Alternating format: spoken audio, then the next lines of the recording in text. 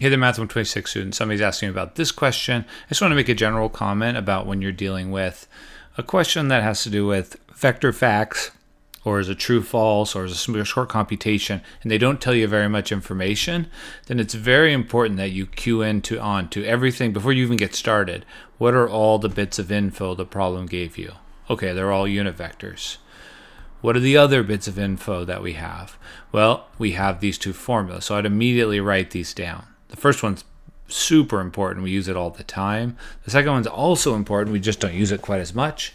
And the angle is if they're drawn tail to tail. So the other thing about this problem is those vectors are not tail to tail.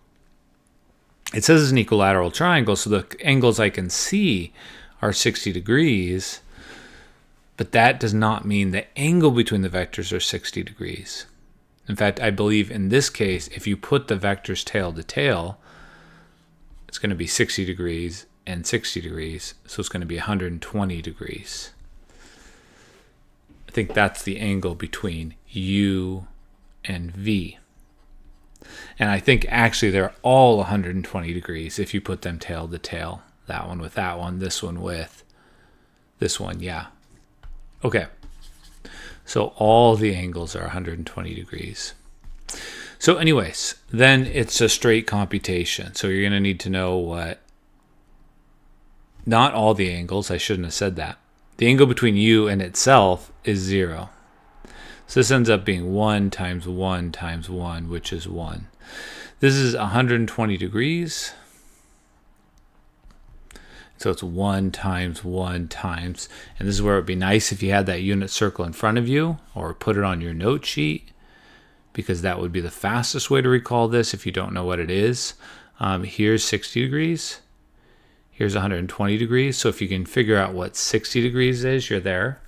Cosine is the x-coordinate. So at that point, the x-coordinate is smaller than the y-coordinate. So I believe that's a half. So y-coordinate's higher. And so this has to be negative a half. Okay, so this is negative a half. So you get negative a half. This vector sum question is, I'm just going to try to interpret sums, but the thing I notice is that if you add these, if you do the head to tail rule and you add them together, you're back where you started. So this is going to be 0, 0, 0. I could say more on that, but that's not what the student was asking about. The student was asking about this. So in this situation, we have two vectors. And so we're going to use this, but we're going to need to do it in 2 steps. So we're going to pretend this is U. We're going to pretend this is V cross W. That's the hardest part of this problem, probably, is thinking through this next step we're about to do, because we'd like to know the angle, but it's not 120. It's the angle between these two vectors. So the big fact that you need here is, how do we visualize V cross W in terms of the direction? Well, it's perpendicular to both.